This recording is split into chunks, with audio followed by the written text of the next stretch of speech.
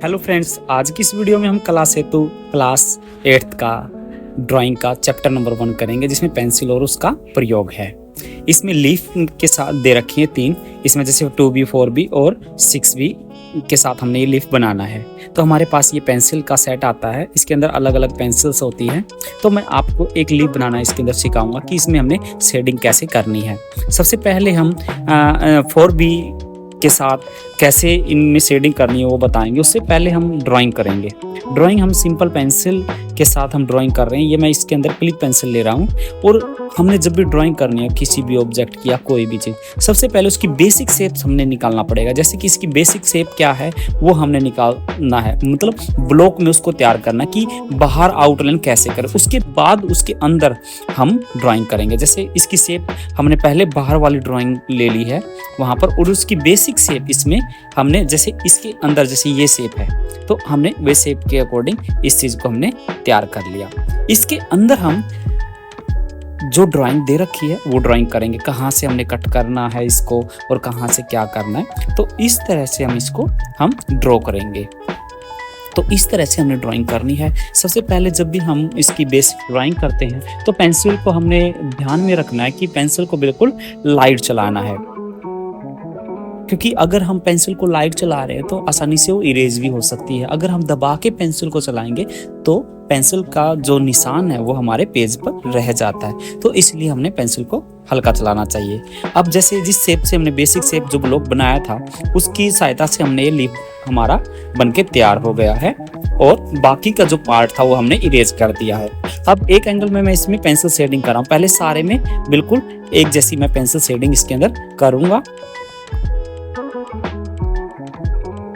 और याद रखना, जब भी आप जैसे मान लो इरेज करते हो कुछ चीज़, हम हाथ से वो करते तो हमने हाथ से ऐसे साफ नहीं करना चाहिए। आपने देखा होगा कि इसके अंदर मैंने ब्रश वगैरह के साथ इसको साफ कर सकते हैं।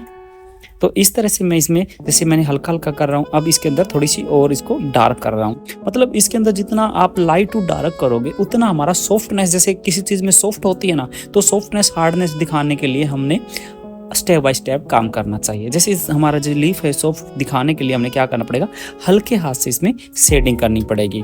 अगर आप इसको दबा के बिल्कुल डार्क करते हो तो वो एक हार्ड सी ड्राइंग लगती है जो शेडिंग उसके अंदर करोगे। तो हमने बिल्कुल हल्के हाथ से इसके अंदर शेडिंग करनी चाहिए। उसके बाद धीरे धीरे पेंसिल को आपने शार्प करके और उसको अच्छी तरह से आप स्टेप बाय स्टेप ऐसे ड्राइंग करेंगे। जैसे जो भी हमने इसके अंदर लीफ के टेक्सचर्स वगैरह दिखाई दे रहे, और हमने धीरे धीरे इसको करना है और ऐसे हम करेंगे। फिर मान लो इसके अंदर जो भी हमारी ये ड्राइंग अलग से हमने हाइलाइट्स भी दिखाई दे रही है, इसको भी हम बाद में करेंगे।